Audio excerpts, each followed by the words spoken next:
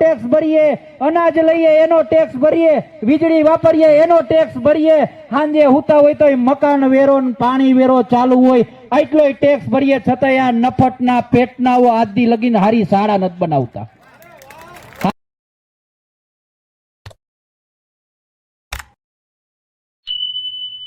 બોલો ભારત માતા કી, ભારત માતા કી જય જવાન, જય જવાન. આજે કેશોદ મુકામે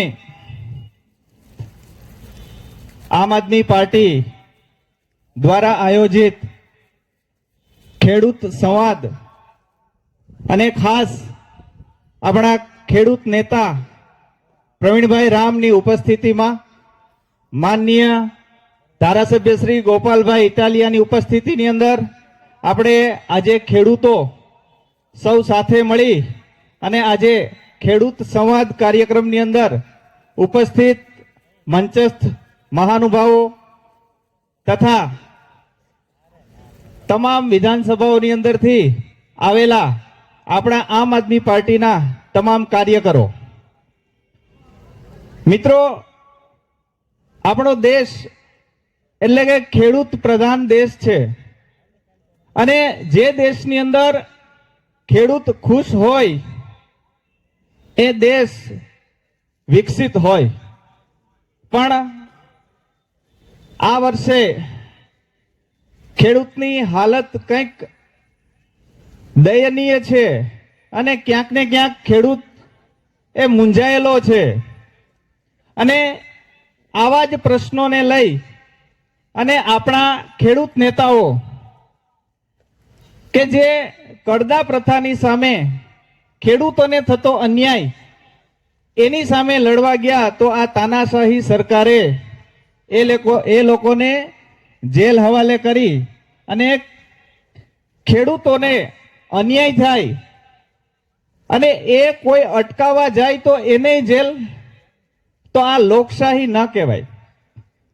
એટલે ખાસ હવે આપણે જાગૃત થવાની જરૂર છે અને આગામી સમયની અંદર આપણે જાગૃત થઈને ભારતીય જનતા પાર્ટીની સરકારને બતાવવાનું છે કે જ્યારે ખેડૂત જાગૃત થાય ત્યારે શું થાય. એનું કારણ છે કે આપણે પાક લઈએ છીએ, આપણે આપણો જ પાક, આપણા જ ભાવ આપણને મળતા નથી અને એની અંદર પણ આપણને અન્યાય થાય છે. તો આવી કેટલી બધી સમસ્યાઓ એ ખેડૂત કે અતિશય ખર્ચાઓ કરી અને પોતાનો પાક મેળવે અને એના જો ભાવ ન મળતા હોય તો એ દેશનો ખેડૂત છે એ ખુશ ન હોય, નાખુશ જ હોય. તો હવે આવી રીતના આપણે જાગૃત થશું અને બીજાને જાગૃત કરવાના છે, કારણ કે આપણે હવે બહુ થાકી ગયા છે.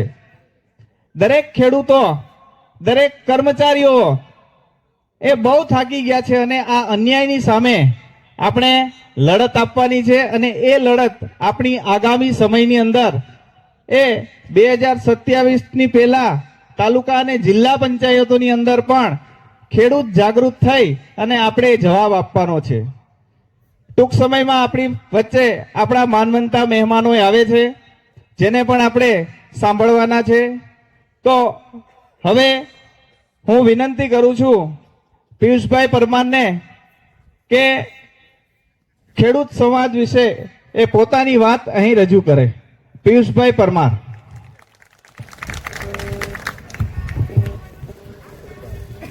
આજની કેશોદ મુકામે પ્રવીણભાઈ રામના 108 દિવસ કડદા આંદોલન પછી જ્યારે બહાર આવ્યા છે તેના સ્વાગત માટે ઉપસ્થિત મોટી સંખ્યામાં તમામ ખેડૂતો, આમ આદમી પાર્ટીના કાર્યકરો અને સ્ટેજ પર ઉપસ્થિત આમ આદમી પાર્ટીના તમામ નેતાશ્રીઓ, પહેલા આપણે નારો બોલાવીશું. બધા પોતાના બે હાથ ઊંચા કરીને તાકાતથી, અવાજથી નારો બોલાવશું. જય જવાન.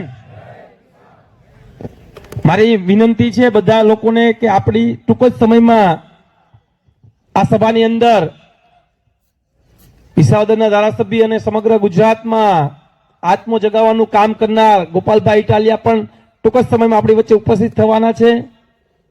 ખેડૂતો માટે આપણી વચ્ચે ટૂંક જ સમયમાં ઉપસ્થિત થવાના છે. પાછળ બેઠા છે એ તમામને મારી વિનંતી છે કે સ્થાન ગ્રહણ કરી લે. તો તમામ લોકોને મારી વિનંતી છે